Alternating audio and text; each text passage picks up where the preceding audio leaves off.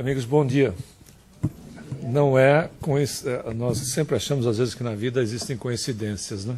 Mas elas de fato não existem. Aliás, costumamos dizer que coincidência é pseudônimo usado por Deus, né? Quando ele não quer se identificar diretamente, ele usa esse pseudônimo como coincidência. Porque se nós formos analisar, é impossível haver coincidência no universo. Porque se assim fosse, nós não teríamos as leis que regulam, não este universo, mas todas as dimensões desse mesmo, tão perfeitamente como ocorre.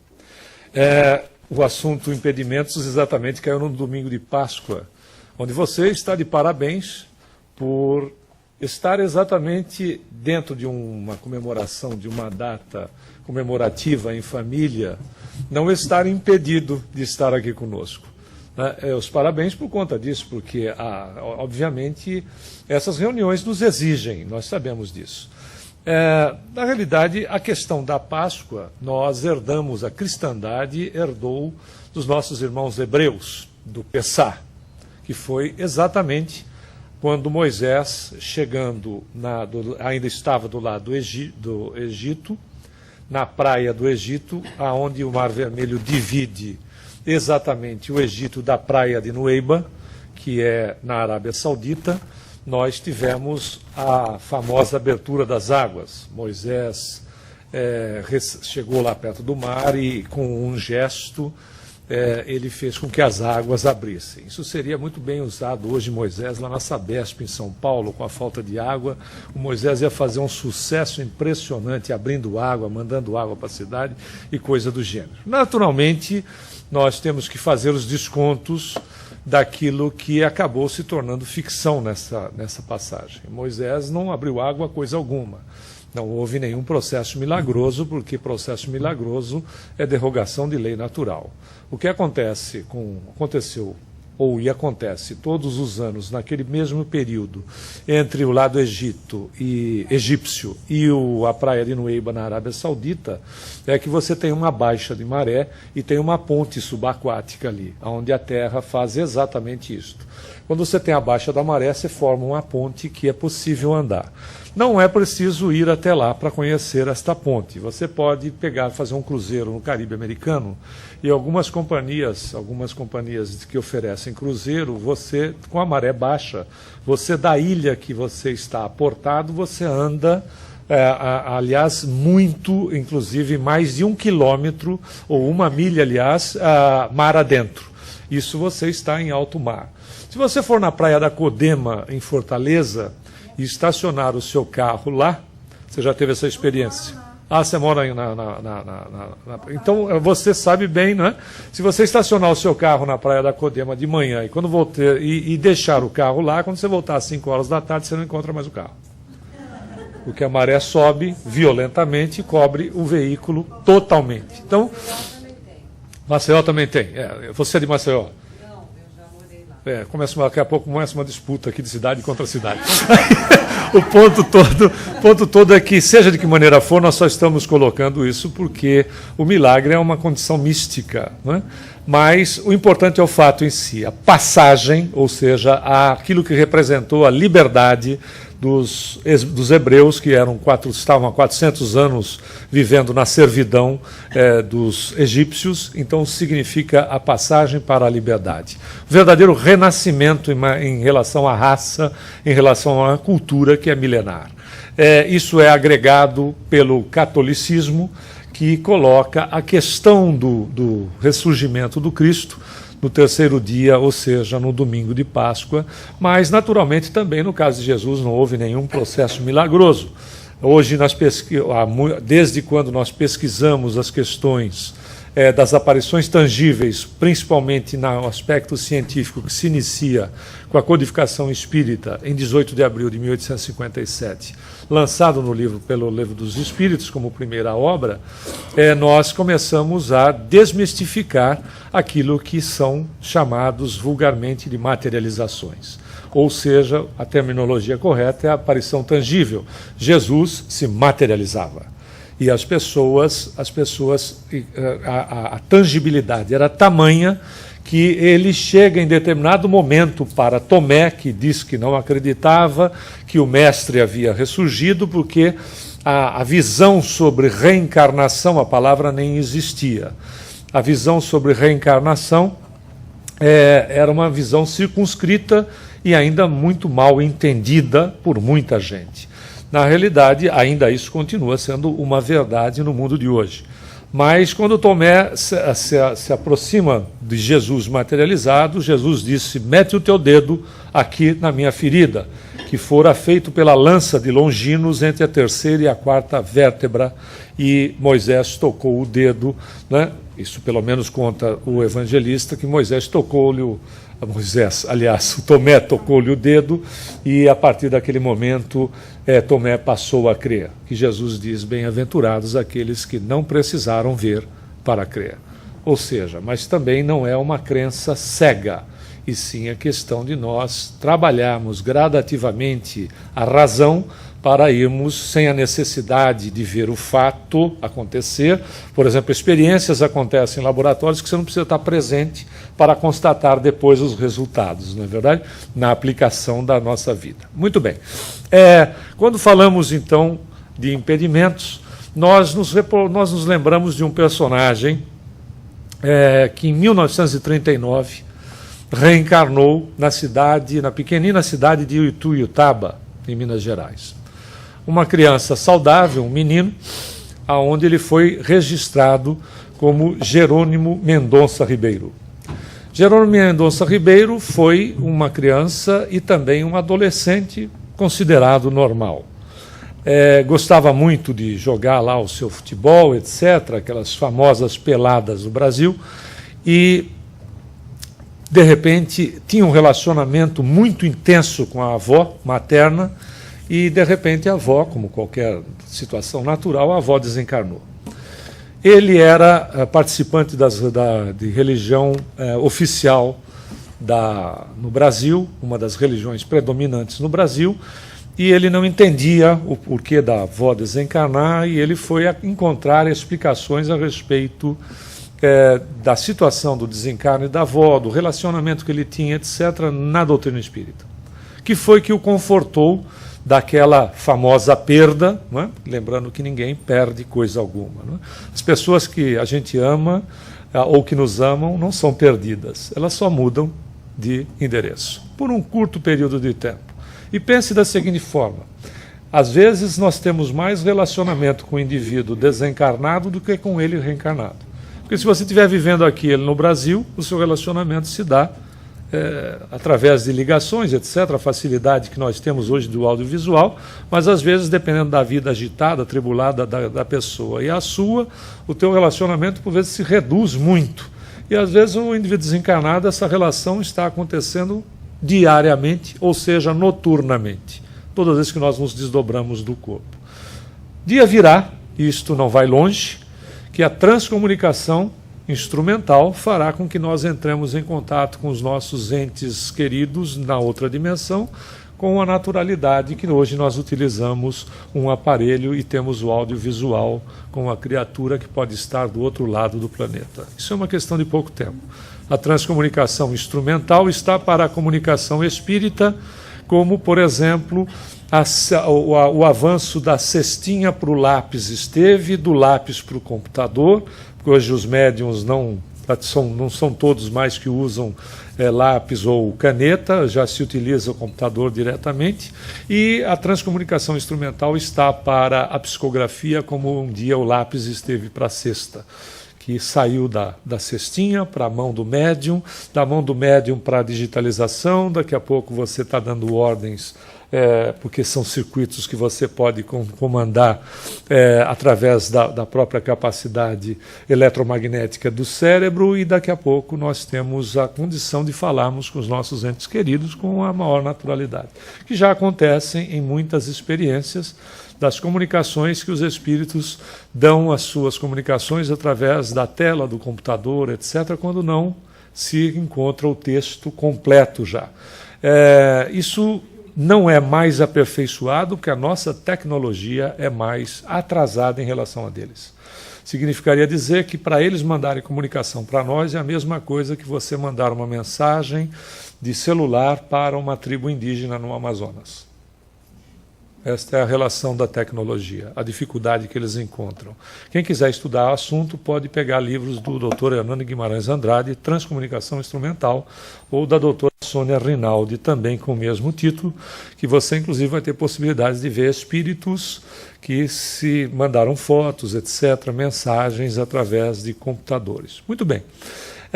Voltando à questão do Jerônimo Mendonça, ele tem uma vida relativamente normal, como qualquer um de nós, até mais ou menos os 17 anos, quando começa a se manifestar nele a artrite reumatoide. A artrite reumatoide é a mesma enfermidade que tem o Stephen Hawking, o conhecido físico inglês, que, aliás, é considerado o maior físico do planeta no momento, que ocupa a cadeira de Newton, e que, por incrível que pareça, é ateu, com o nível de conhecimento que tem, né? Muito bem. Só que, no caso de Stephen Hawking, ele tem uma possibilidade de uma tecnologia que hoje consegue favorecê-lo para a comunicação. E também, no seu caso, apesar da enfermidade ser muito grave, permite com que ele fique sentado. No caso de Jerônimo Mendonça Ribeiro, ele começa nele o processo que avança muito rapidamente, e Jerônimo, aos 19 anos, era tetraplégico, com uma diferença de Stephen Hawking. Nós não estamos fazendo apologia da dor aqui, nós estamos contando um fato, né? A história de vida dele, muito resumida.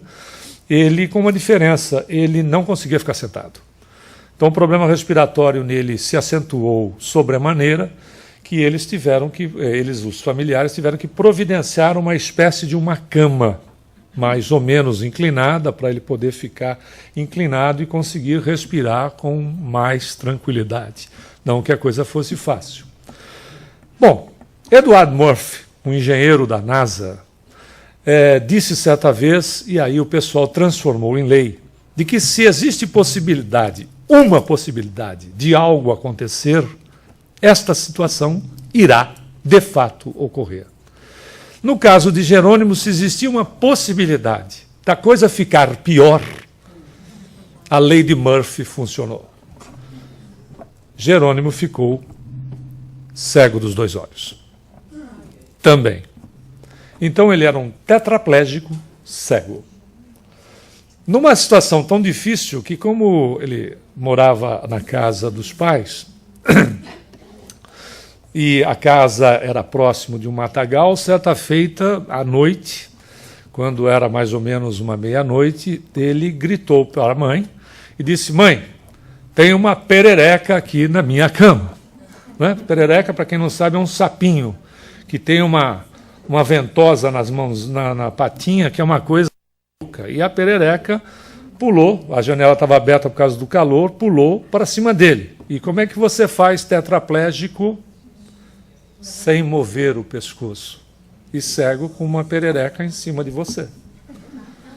Aí ele gritou para a mãe não teve dúvida, entrou no quarto com uma toalha e não acendeu a luz. E quando ela acendeu a luz, o Jerônimo estava todo vermelho, disse: "Nossa, filho, como você está corado." Ele disse: "A minha boca me fez com que eu pagasse." Ele levou uma surra de toalha no intuito dela tirar a perereca. Imagina, a pessoa conseguir se movimentar, porque ele não movimentava o pescoço, ele não conseguia se movimentar a ponto de tirar um bicho que tivesse sobre o rosto. Quando ele fazia palestra, as pessoas viravam o rosto dele e colocavam um microfone aqui, porque ele, apesar de estar completamente impedido para a vida, ele foi um dos maiores oradores espíritas que o Brasil conheceu no período que ele viveu, de 1939, que foi uma vida curta. Ele nasceu em 1939 e desencarnou em 1980. Ele foi um dos maiores oradores. Nós tivemos a oportunidade de assistir 2 palestras dele, onde ele era simplesmente brilhante, vivendo em cima de uma cama. onde as pessoas levavam ele com aquela cama para tudo quanto é lugar. Uma vez levaram ele num cemitério para ele falar umas palavras finais para um desencarnado e todo mundo foi embora e esqueceram o Jerônimo no cemitério. E aí alguém lembrou que não tinham trazido o Jerônimo, foram até lá, o Jerônimo estava lá do lado do túmulo, evidentemente, sem ter, né, com capacidade de fazer o quê? Aí o fato é que isto não o impediu. Isso não impediu de que ele não só fosse palestrante. Ele ditou vários livros, então você pode encontrar vários livros da autoria dele, que ele assina só como Jerônimo Mendonça Suprimiu Ribeiro. E abriu várias instituições espíritas com foco na assistência social, principalmente voltada à criança. Tem um livro que você pode também encontrar gratuitamente na internet, que é uma biografia sobre ele, que se chama O Gigante Deitado. Tudo isso não impediu para que ele pudesse trabalhar, ou seja, amar a vida e o semelhante. É de impressionar porque o próprio Emmanuel, neste tema, dada a importância do tema, ele vai trabalhar no mesmo livro 2 vezes com o mesmo título. No livro Fonte Viva, na psicografia de Francisco Cândido Xavier, na lição de número 12, cujo título é Impedimentos, ele trabalha a primeira vez falando a respeito dos impedimentos que nós, por vezes, criamos para nós mesmos.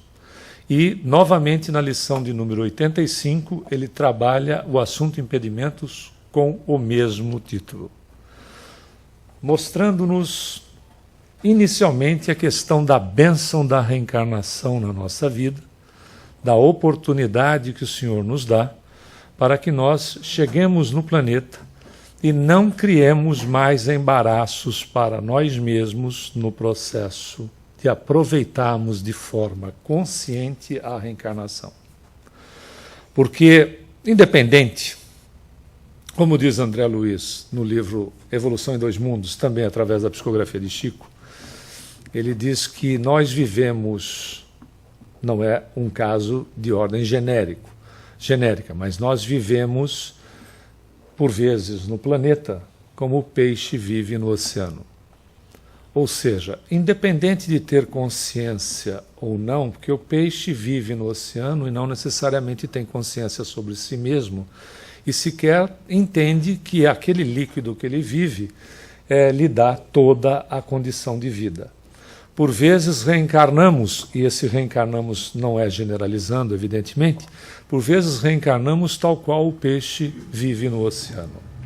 Não temos nenhuma consciência sobre nós mesmos e, o que o pior, não temos a menor consciência sobre a questão da divindade no que diz respeito à manutenção da vida.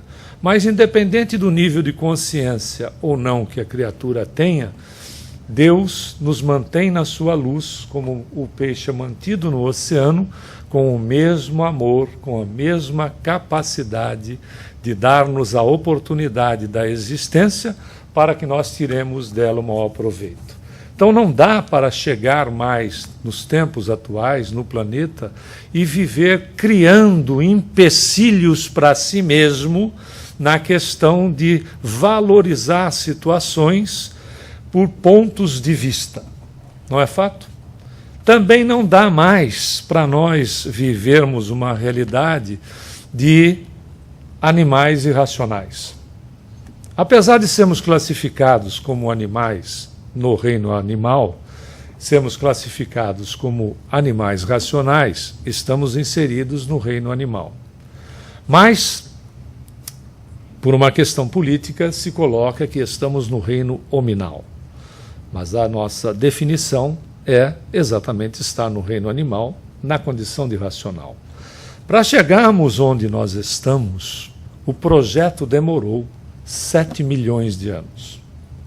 Onde, desde isso, para chegarmos onde estamos, na condição deste corpo de característica humana, sem considerar como princípio inteligente a evolução que foi de bilhões de anos. Então, se te perguntarem a idade, você tem a capacidade de dizer atual ou acumulada.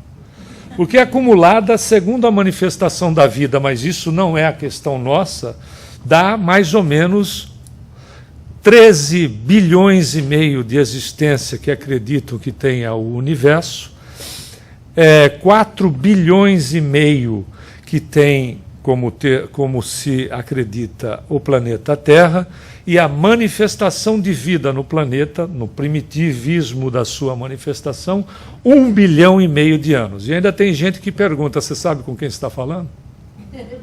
É muita pretensão, é muita pretensão.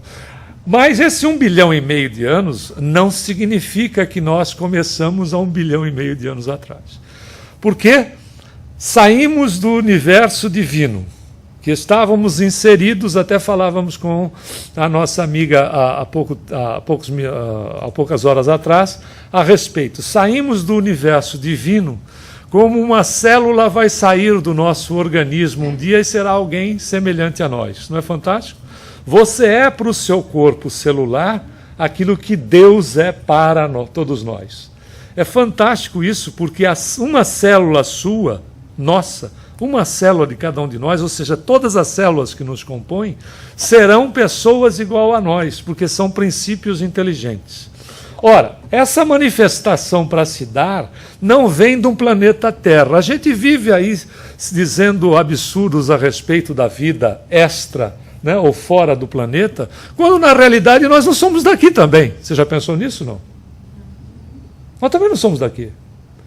Porque se a evolução se dá como princípio inteligente, e nós estagiamos no mineral, não quer dizer que você foi pedra, foi para o vegetal, não quer dizer, não se preocupe que você não foi uma samambaia, apesar de ter muitas andando por aí. Mas fomos para o vegetal, do vegetal fomos para o animal, e do animal chegamos no hominal. Esta relação de 1 bilhão e meio de anos é muito pouco para o planeta. Vai significar que nós viemos de outras estruturas, estagiando no mineral, que pode ser em outros, porque foram estágios de bilhões de anos. Não é um estágio de milhões de anos, é de bilhões de anos. Onde nós viemos estagiando até termos a possibilidade de aportarmos aqui, cujo projeto se deu há mais ou menos 7 milhões de anos atrás, e onde nos últimos 50 mil anos nós chegamos à característica do Homo sapiens sapiens, ou homem que sabe que sabe. Não é fantástico? Neste curto período de 50 mil anos é muito considerável, porque hoje houve uma evolução gigantesca. E o que é mais considerável ainda, toda a estrutura evolutiva funcionou numa direção única.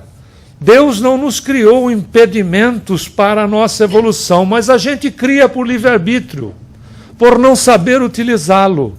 Não é fato? Por não saber utilizá-lo. Nós, por vezes, nos colocamos, nós paramos o processo evolutivo nosso, cuja cadeia ela não tem alteração. Nós paramos o processo evolutivo nosso, como dissemos, por pontos de vista. Por vezes. Eu sei, e por vezes, tendo consciência sobre, eu sei que eu estou errado, mas eu não vou mudar porque esse gostinho eu não vou te dar. Sabe o que significa isso? Ignorância não. Sofrimento.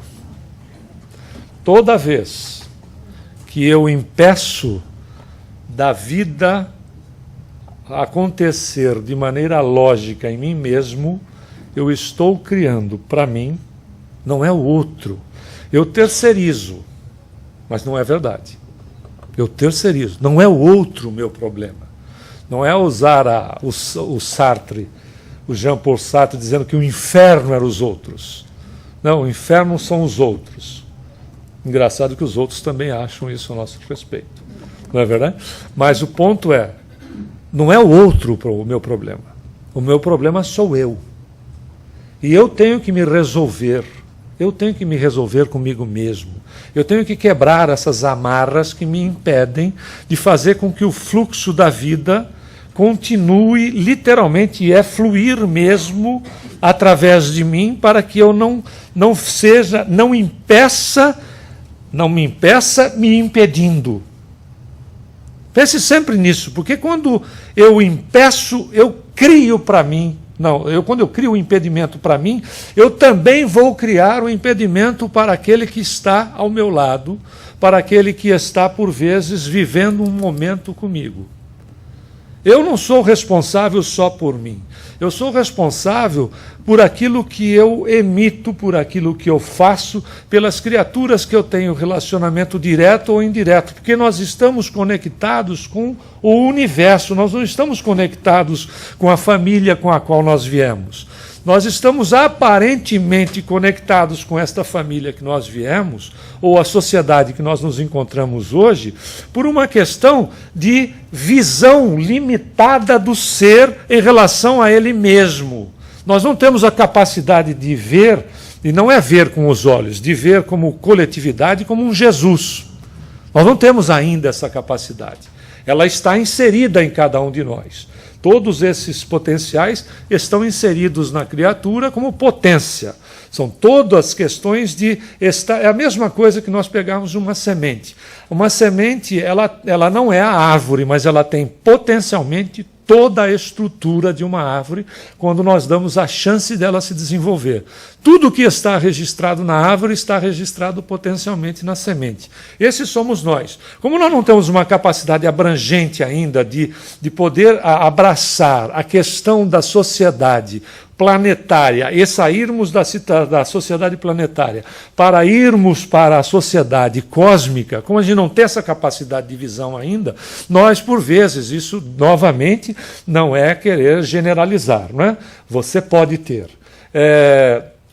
Na realidade, nós, por vezes, nos centramos nos nossos aspectos mais imediatistas, mais objetivos. Isso não quer dizer que vamos desprezar os nossos objetivos, vamos deixar de buscar a nossa melhoria, a melhoria da família, a questão de viver, de conquistar as situações que nos tragam conforto. Não é absolutamente nada disso. O problema não está na questão dos objetivos, e sim de como eu me coloco diante deles, da escravização que eu faço, por vezes, pela questão de estereotipar certas situações. Então, me limito em mim mesmo e me limito por aquilo que me dão, ou por aquilo que me oferecem. Então, por exemplo, a questão do estereótipo. Se eu sou uma moça, eu tenho que ter 1,80 m, e se eu não tiver 1,80 m, o mínimo é 1,80 m e pesar 48 quilos.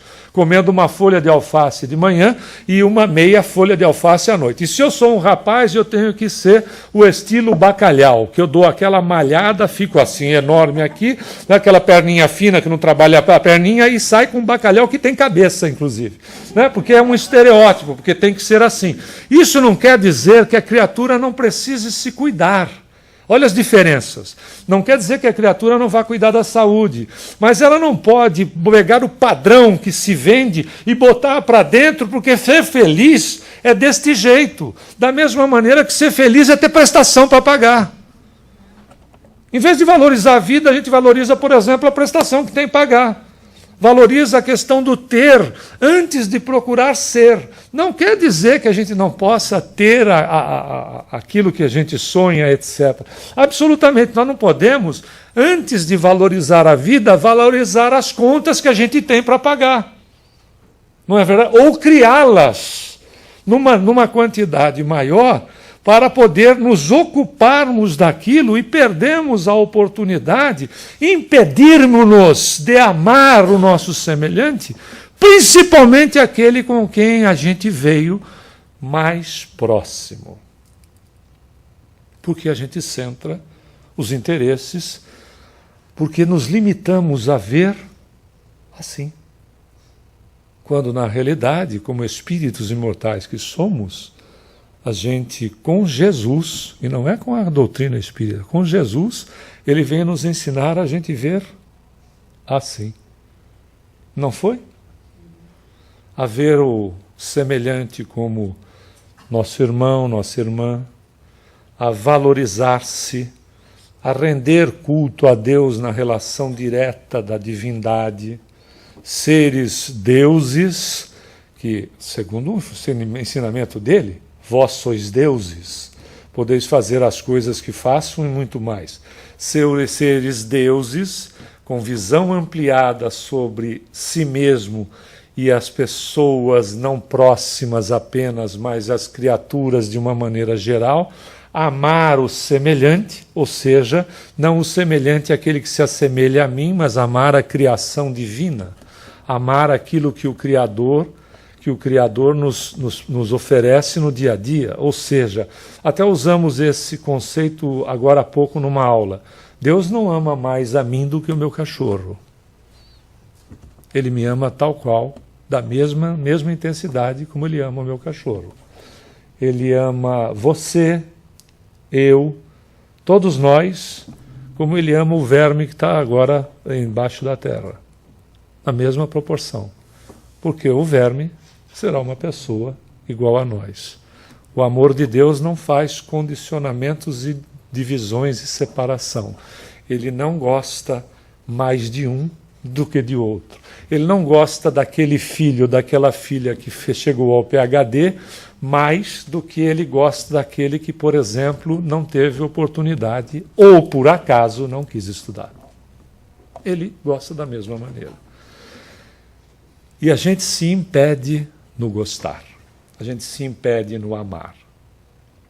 A gente deixa de amar, deixa de exercitar esta qualidade superior do espírito, que é a única, não como única, porque nós temos todas, mas é a principal na questão evolutiva do ser.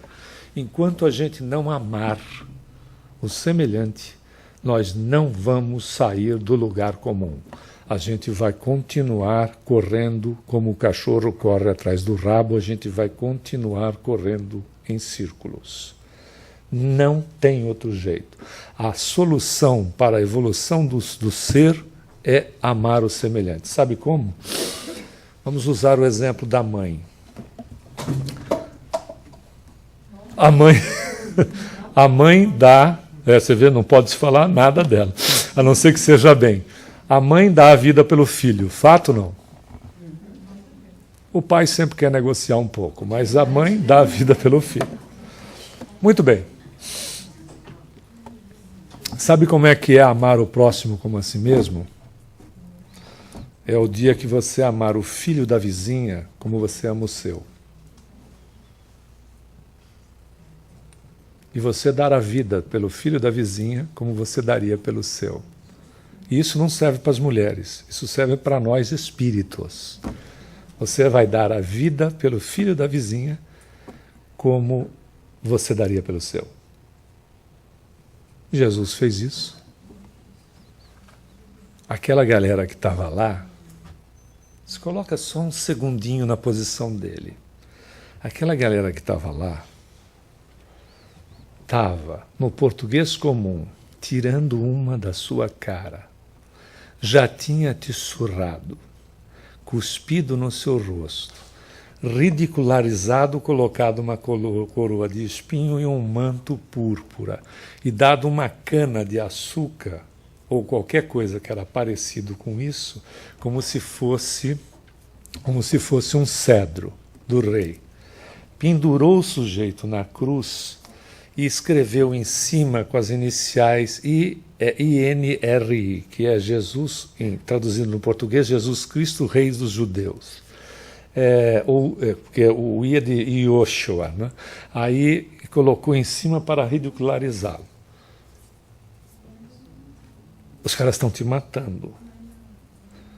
Rindo. Pegaram a roupa pouca que se tinha e ainda jogaram o dado em cima.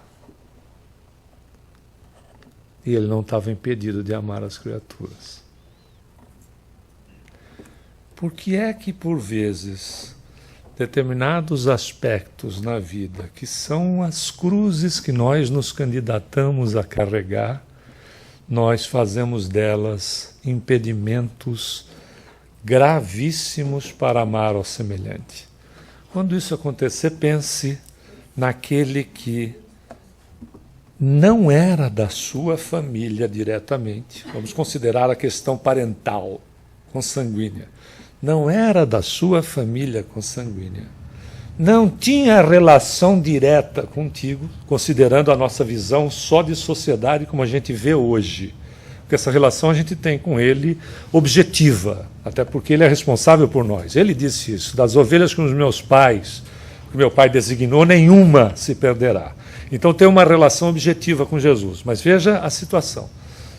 Considerando a nossa visão de família e de sociedade, ele não tinha relação nenhuma com as criaturas. E em vez dele reclamar a respeito do que estava acontecendo, o que estavam fazendo, ele faz um pedido a Deus em favor. Ele não foi impedido de amar as criaturas para pedir a Deus por aqueles que o estavam matando. Eles não sabem o que fazem. Incrível, né? E a gente se impede, cria impedimentos para amar por pontos de vista. Quando as oportunidades surgem a cada momento na nossa reencarnação. Aliás, a própria reencarnação é sinônimo da oportunidade e da confiança que Deus tem em cada um de nós, por nos permitir, inclusive, que você esteja aqui hoje. Você já pensou nisso? Para reencarnar, dá uma mão de obra miserável. Você tem que fazer a programação com os seus pais e, como eles têm livre-arbítrio, pode ser que eles não aceitem. Já que eles aceitaram, porque é liberdade de escolha, eles aceitaram, a gente reencarnou. Para se entender como gente, quanto tempo passou? Tem gente aí que vive como adolescente aos 45 na casa dos pais e não quer saber de sair até hoje, não é verdade? Essa situação vai se prolongando. Então, para se reconhecer como gente, mais quanto tempo? 18? 20 anos? Aí, porque tem gente, às vezes, como a gente diz, com 45 não sabe o que está fazendo aqui, não sabe para que veio, o que está fazendo aqui, nem sabe para onde vai. Né? Porque nós temos essa guerra hormonal na adolescência, né? Que a gente não sabe se está indo, se está voltando, se foi, se ficou, se é gente, se é salsicha, tem toda essa confusão. Aí a gente acorda um dia e diz, meu Deus do céu, da onde eu vim, o que eu estou fazendo aqui, para onde eu vou. Não é isso? Se chegasse a perguntar a respeito disso, se tiver consciente o suficiente para se perguntar sobre isso, não é verdade? Porque tem gente que passa olhando para ontem, não é? Como diz o carioca, fica olhando para ontem. Não tem noção de si mesmo, não tem consciência sobre si mesmo. Infelizmente, diz André Luiz, é grande o número, está lá no livro Sexo e Destino, da autoria dele, na psicografia de Chico, que nasce, cresce, reproduz e morre, que é exatamente a questão do animal, que é a não racional, que nasce, cresce, se reproduz e morre. É grande o número dessas criaturas. Como é grande o número das criaturas que passam pela vida, ou seja, inclusive encurtando-a. Nós temos cada vez mais, a cada década que passa, nós estamos prolongando a nossa existência. Nós sabemos disso. Hoje já, aqui nos Estados Unidos, na Califórnia, são milhares de centenários. Acabou de desencarnar a semana passada uma senhora no Japão com 117 anos, considerada a pessoa mais velha no planeta. Por incrível que possa parecer, apesar das condições no Brasil, são encontrados vários centenários. Não só, então, nos Estados Unidos, que é um país de primeiro mundo, e no Japão, mas também em países chamados de países em desenvolvimento. Muito bem, significa que nós estamos a cada década alcançando mais prazo para estendermos a nossa existência. Querendo dizer, então, que hoje que nós estamos aqui, nós estamos nesse encontro, Deus nos deu a mais um dia da sua confiança em nós, para que nós possamos fazer algo melhor por nós mesmos e para a sociedade que nós estamos vivendo. Por que ele nos deu? Porque diz Emmanuel no livro Leis de Amor, que nós estamos posicionados no lugar onde nós possamos ser mais úteis e melhores. Se nós não estivéssemos sendo úteis nem melhores no momento, a gente nem reencarnado estaria. Não é fato? Ou já teria desencarnado. Para reencarnar, tem toda aquela mão de obra. Para desencarnar, assim. É exatamente assim. Acabou. Aí fulano desencarnou. Então vamos fazer vibração por ele. Não é assim que funciona? É muito rápido. Então não dá para a gente perder essa oportunidade criando impedimentos sobre isto ou aquilo, com isto ou com aquilo, vivenciando uma realidade de valorizar só aquelas coisas que estão inseridas no dia a dia, sem estendermos a visão sobre nós mesmos, como espíritos que nós somos, na capacidade que temos em relação à diferenciação daquilo que é nascer, crescer, reproduzir-se e morrer. Vocês querem perceber? Notem que todos os dias, em todos os momentos, nós temos a oportunidade de sermos melhores para nós e para o nosso semelhante. Nas mínimas coisas, nas mínimas situações. Aquele parabéns que você manda pelo Facebook, você não sabe às vezes que é um parabéns às vezes comercial na data do aniversário dele, que lá, você não sabe às vezes o poder que tem quando você manda um parabéns, que você de fato está desejando para a criatura algo de bom. A gente não calcula o que seja dizer um bom dia, boa tarde, boa noite, ser com um sentimento de fato, não pura e simplesmente de fazer obrigação, de estar mostrando polidez, mas com um sentimento positivo de que aquele dia seja um bom dia para a criatura, e depois ele quer fazer caridade na casa espírita. Quer fazer caridade no local definido, no momento definido. Ora, como referência serve. Como referencial serve, mas caridade, bondade, exercício do amor na realidade postura. Ou a gente tem essa postura a começar de um simples cumprimento, ou a gente vem aqui para fazer, não é, aquela social. Na realidade, como ponto de referência, repetindo, serve a casa espírita porque é início de exercício, mas caridade, bondade, etc., é exatamente uma postura da criatura que está consciente de si mesmo e consciente de que o próximo faz parte de toda essa rede de vida que está inserido em nós, como nós estamos inseridos neles. Então começa a mudar a nossa visão de relacionamento com as criaturas, com o mundo que nos cerca, com as coisas que nos são oferecidas, com os desafios que nós temos. Deixam-se os problemas para se transformar para desafios. E as situações que por vezes surgem na nossa frente começam a ter características de oportunidade, para que a gente possa exercitar o bem, não mais em um local circunscrito, mas aonde nós nos encontramos. E a respeito disso, você pode encontrar na internet, é uma mensagem que, infelizmente, ela não é uma mensagem espírita, o autor não registrou o seu nome, e ele, na realidade, pelo tipo de mensagem, ele trabalhava ou trabalha, se tiver reencarnado ainda, na área de TI, em tecnologia. Cadê o Marcelo? Aí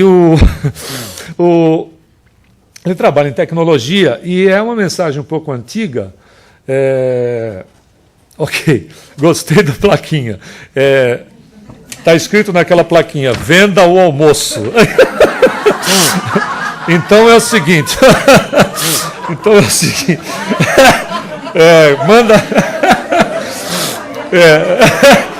Manda quem pode, obedece quem tem juízo. Não é verdade? Então manda quem pode, obedece quem tem juízo. Você sabe, Paulo, que a gente sempre achou que manda, né? Eu também achava. E elas têm uma coisa que a gente não consegue lutar contra. Quando o bicho pega, tem uma coisa que se chama lágrima. Aí é terrível. É a arma que tem. Aí, mas enfim, já que quem manda pode, o almoço de hoje você não pode perder. Você não está impedido de comê-lo, aliás. Lagarto recheado, salada de maionese, arroz de açafrão e feijão carioca, que é a doação da Cileia. E para os amigos vegetarianos, teremos uma opção preparada pela Kelly.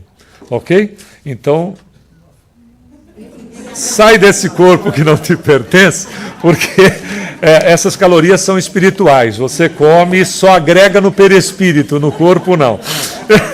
Aí você vai chegar com o perispírito bonito lá, etc. Bom, Ele trabalhava em TI, ou trabalha, sei lá, e na realidade ainda é a época do e-mail. Não é? Ainda é a época do e-mail, que cada vez a gente vê que é usado menos com o e-mail. Não é? Geralmente a gente fica com o negocinho. Isso. Aí o fato é, e aí ele diz o seguinte aqui sobre as questões das oportunidades mínimas da nossa vida, que a gente gostaria de dividir com vocês para as nossas reflexões. Diz ele: entrei apressado e com muita fome no restaurante. Escolhi uma mesa bem afastada do movimento, pois queria aproveitar os poucos minutos de que dispunha naquele dia atribulado para comer e consertar alguns bugs de programação de um sistema que estava desenvolvendo, além de planejar minha viagem de férias, que há tempos eu não sabia mais o que era. Pedi um filé de salmão com alcaparras na manteiga. Podia ter pedido lagarto recheado, mas enfim. Pedi um filé de salmão com alcaparras na manteiga, uma salada e um suco de laranja, pois, afinal de contas, fome é fome, mas dieta é dieta. Abri meu notebook e levei um susto com aquela voz baixinha atrás de mim. Tio, dá um trocado. Isso é bem brasileiro. Não tenho, menino. Só uma moedinha para comprar um pão. Tá bem, eu compro um para você. Para variar, a minha caixa de entrada estava lotada de e-mails. Fico distraído vendo as poesias, as formatações lindas, dando risadas com as piadas malucas. Ah, essa música me leva a Paris. E as boas lembranças dos tempos idos. Tio, pede para colocar margarina e queijo também? Percebi que o menino tinha ficado ali. Ok, mas depois me deixe trabalhar, pois estou muito ocupado, tá bom? Chega a minha refeição e junto com ela o meu constrangimento. Faço o pedido do menino e o garçom me pergunta se quero que eu mande-o embora. Meus resquícios de consciência me impedem de dizer. Digo que está tudo bem. Deixe-o ficar. Traga o pão e mais uma refeição decente para ele. Então o menino se sentou à minha frente e perguntou: tio, o que está fazendo? Eu estou lendo uns e-mails. E o que são e-mails? Bom, são mensagens eletrônicas mandadas por pessoas via internet. Sabia que ele não iria entender nada, mas a título de me livrar-me de maiores questionários, disse: é como se fosse uma carta. Só que via internet. Tio, você tem internet? Tenho sim, é essencial no mundo de hoje.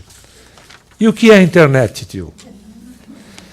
É um local no computador onde nós podemos ver e ouvir muitas coisas, notícias, músicas, conhecer pessoas, ler, escrever, sonhar, trabalhar, aprender.